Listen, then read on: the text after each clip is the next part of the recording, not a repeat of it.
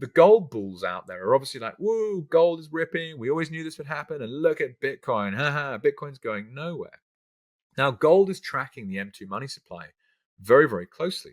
But Bitcoin itself, it's lagging.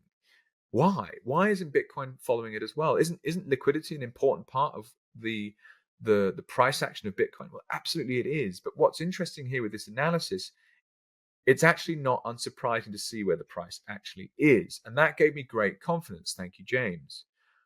He points out, importantly, that Bitcoin and global M2, that the pattern seems to have broken from July this year. Interesting. Let's dig into why. Now, I don't see this as Bitcoin failing, and he quite rightly points that out. The question actually better asked is, what if the M2 readings aren't quite right? What if M2 is telling us something that's not completely true? And this is just an obvious point, but as an investor, you want to be looking at the metrics you are actually making decisions with. Are they correct? What might be wrong about the metric you're using? And James walks this through very, very well. I would 100% go and read the newsletter. If M2 isn't quite right, well, why wouldn't M2 be correct? And he's like, well, okay, points out to another report. So Michael Howell, we'll touch on him later as well in more detail, but James cites his work. And Michael's built a global liquidity calculator, and it's a piece of proprietary technology that he's built, and it monitors a lot more things than just M2. And his latest data shows that there's $184 trillion, an all-time record high of liquidity. Wow. This is like what I mentioned just before. If there's the same amount of goods and services in the economy, but they put more money into it, the amount of value being exchanged isn't changing, but the prices do. So $184 trillion, if we know how much liquidity is in the market, we can start to make a bet on what the hard assets that reflect the shift in liquidity will do in terms of price action, and then benefit from that.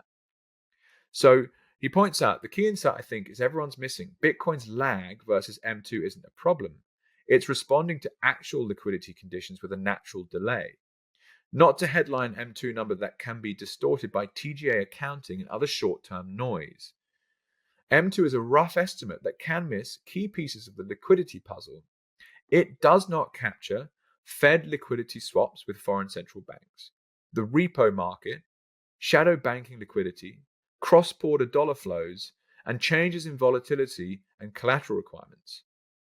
Whereas Michael Howell's global liquidity captures all of this. Point being is that gold and M2 chart is not as accurate as we might think to the actual global liquidity number. From my perspective, what does this represent? It's like, well, okay, the divergence, maybe this is like the 1970s, an inflationary era, right? Gold is up 44% year to date. Stocks are also rallying. What does that mean?